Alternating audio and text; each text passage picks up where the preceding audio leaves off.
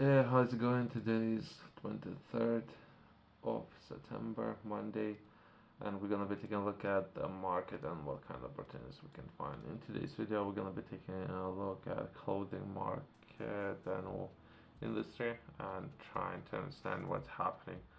There was some press releases that might be important when it comes to some of the fashion shows. If anything, what we're gonna be taking a look at three different governments, potentially Sri Lanka, Bangladesh, and Ethiopia. I believe that might be a lot of opportunities in Ethiopia. Well, I don't know. I don't know. A lot of companies potentially moving from Bangladesh into Sri Lanka. So I thought that we can touch on that.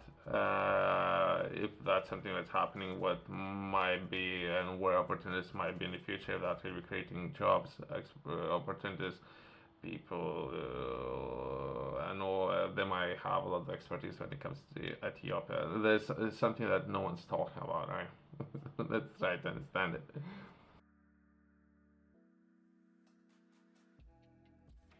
All of this information will be published by British news and all government, right? So not necessarily.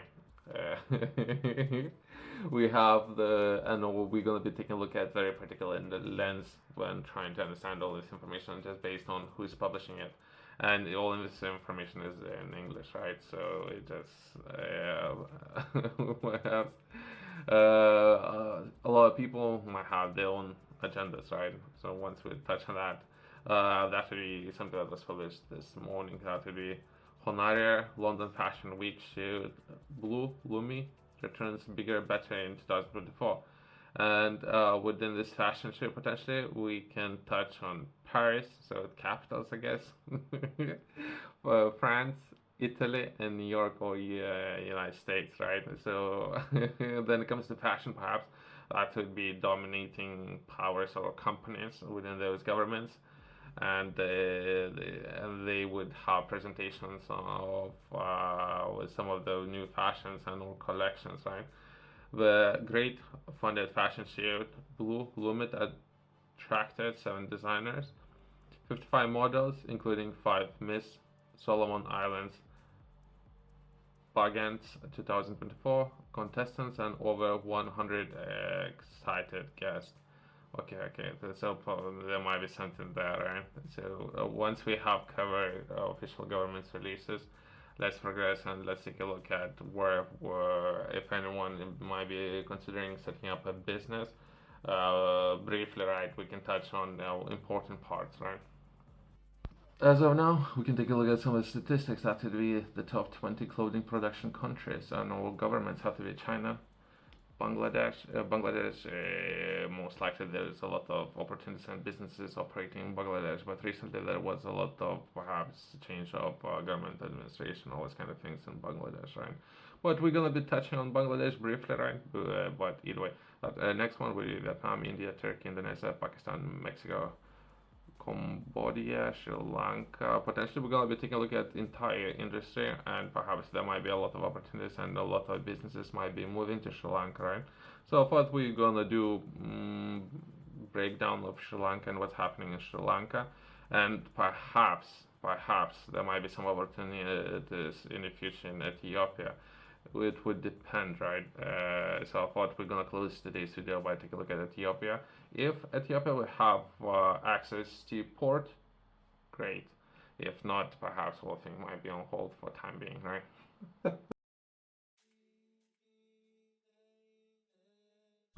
While taking a look at potentially three different governments, it might be important to reflect of some of those articles and what's happening in Europe, right? That would be how migrant workers suffer to craft and some of the apparels and all luxury labels in Europe, right? And there is a full story for people who are interested. Perhaps that's worth a read. I thought I'll share it. That's really important, and the way how things would work, and the way how things would be manufactured for those people who do not know that.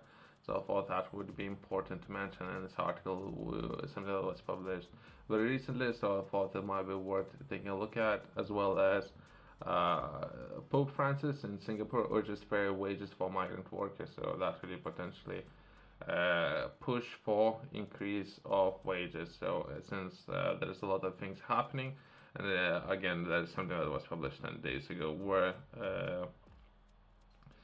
how many people or customers would be looking to pay more for what they're purchasing, right? So this is what it will come down to, I believe.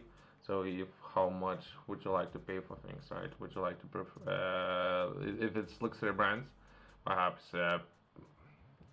people should get paid luxury or premium, right? So at least this is the push for that, right? Which should be important.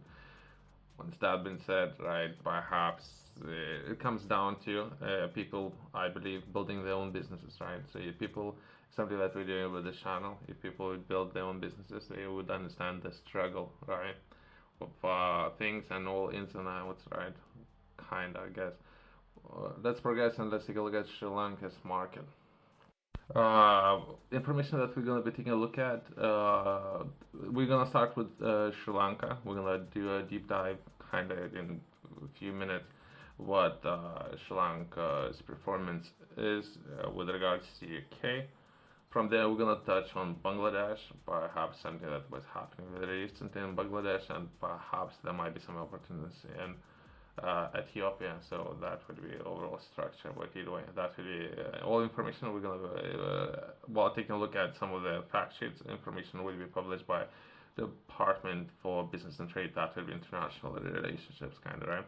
So, and we're gonna be taking a look at Sri Lanka's market and what kind of data is available when it comes to trade with UK's trade with Sri Lanka. And it was 1.3 billion in the 4 quarters into the end of quarter one 2024.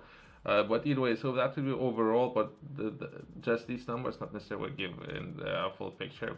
We can try to understand briefly of what main trade of services or goods and how things do work, right?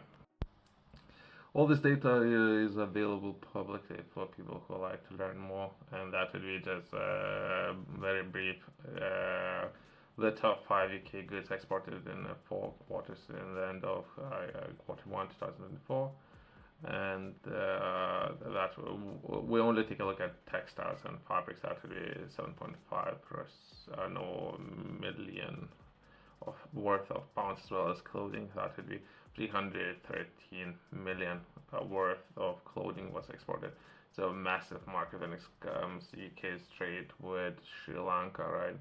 So then building businesses, there might be some opportunities there, but there might be already established brands. So you just for yourself, it's something yourself you're interested in, as well as there's a more in-depth dive of particular regions and which regions were purchasing more and which regions were purchasing less from Sri Lanka. That really clothing, right?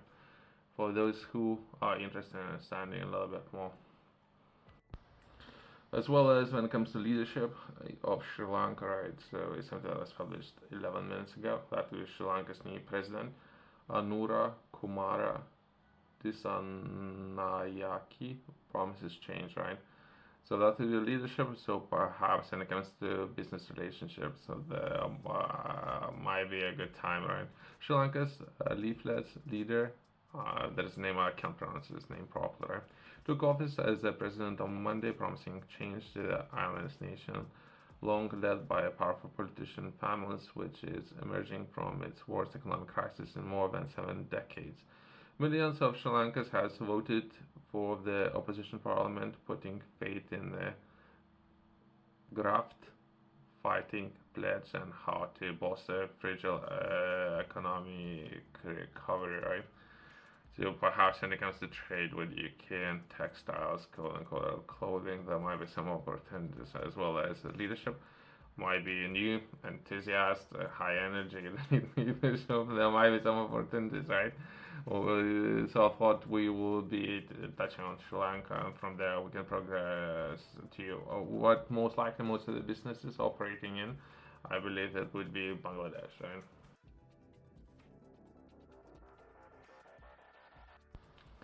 briefly, right, we won't be necessarily shedding best light on Bangladesh. I'm not interested, so I'm only taking a look at risk. Only thing what I'm interested in. So when it comes to operations in Europe, operations in Sri Lanka, Bangladesh, or all these governments, I'm not interested in anything other than risk. And time wasted. Sometimes you just setting things up, that with supply chains, all these kind of things. It can take many years, right? And then if there's any changes and all blips and blobs, all these kind of things, it could cost so much time, money, energy, all this kind of things. So that's the only thing what we're taking a look at. Nothing other. I don't know what these articles are looking at. I'm reading all these articles for the first time. I was taking a look at statistics. Well, other than that, articles and all of those I'm reading for the first time. There might be something, right, with since we're taking a look at different governments, right? Bangladesh garment industry is short on cotton and foods worsen protest backlog, right? We all go, and as I mentioned, right, we're gonna be taking a look at, and perhaps there might be some opportunities, if not right now, in the future, and perhaps a lot of businesses might be interested to diversify if they already operating in Bangladesh, right? When it comes to top exports of clothing, that would be China, European Union, and Bangladesh is at the third place, right? So more than likely, a lot of businesses are operating in Bangladesh, right? That's important factor to mention. And the last government we're going to be taking a look at, that really might be a lot of opportunities when it comes to Ethiopia, right? But that should be something that was published 4 days ago, and that really Turkey aims to meet Somalia.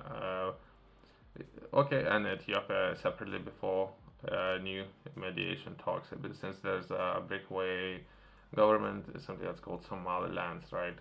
And Somaliland maybe can give access, or in other words, relation. Nezid, okay, that's the name in January when Ethiopia agreed to lease 20 kilometers or 12 miles of coastline from the breakaway Somaliland region in exchange of recognition of independence, right?